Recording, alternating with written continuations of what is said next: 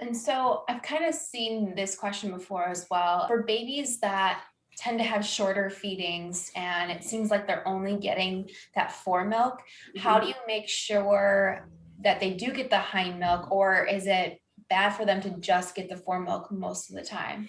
I wouldn't say it's bad for them to get the fore milk most of the time. However, it's going to be a domino effect of issues. The baby's not necessarily going to gain weight as quickly as a baby who would be getting to the hind milk. These babies will typically be babies that spit up a lot. They're very gassy, their tummies hurt, and their stools can be a wide range of colors of green, just because of just getting that fore milk. So a lot of times moms will say, well, maybe the baby's got colic or the baby's got reflux. Well, baby didn't have either one of those. It just was a side effect of them getting too much fore milk and not enough hind milk. Okay. So if you do have a baby that you feel like is only getting that fore milk, or they have really short feedings, a couple of things that you can do is you can either manually express and get a little bit of that excess milk off, pump for a few minutes just to kind of relieve some of that, and then get the baby to the breast and let them feed. So that way they're getting that hind milk. However, it's kind of catch 22, because remember, whatever was taken out is going to get replenished. So at the next feeding, it's going to be the same issue. So definitely would reach out to a lactation consultant to observe. I've had babies that'll come into my office and they are very efficient eaters and could eat in 3 to 5 minutes and completely empty a breast, and they've gotten both the fore milk and the high milk and transferred 5 ounces within that time frame. That doesn't mean that there's anything wrong with that baby or there's anything wrong with that milk. You just have a very efficient eater.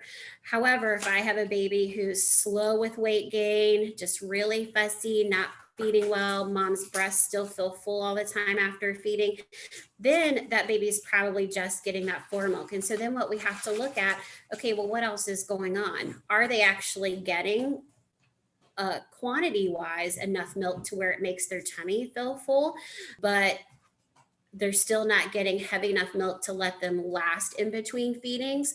Or are they not actually transferring the milk from the breast? So they're never really getting to that hind milk. They're kind of just taking that a little bit of fore milk.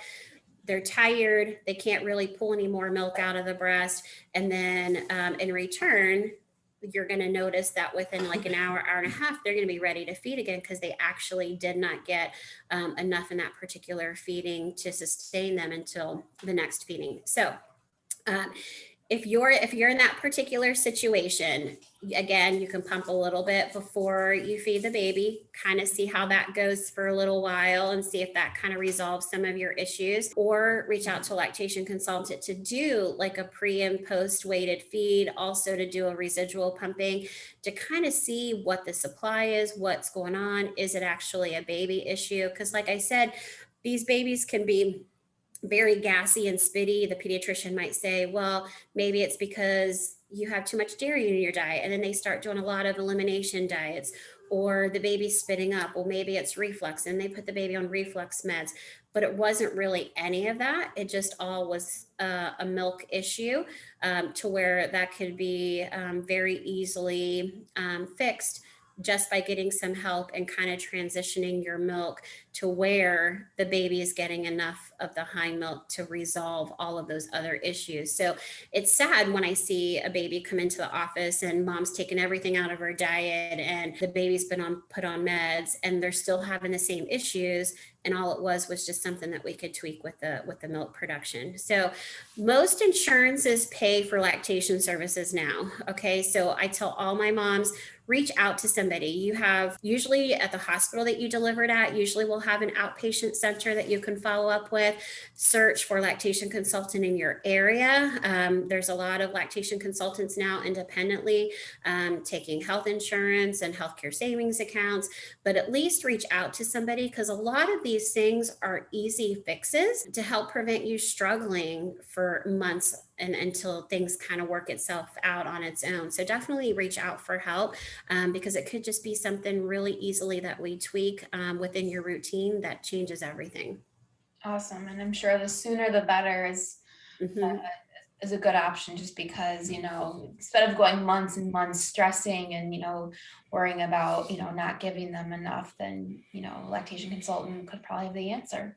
Well, and they, I mean, obviously they trust their pediatrician, they trust what their pediatrician's telling them, but the pediatrician is not going to observe a feeding. The pediatrician is usually not going to spend long periods of time with them.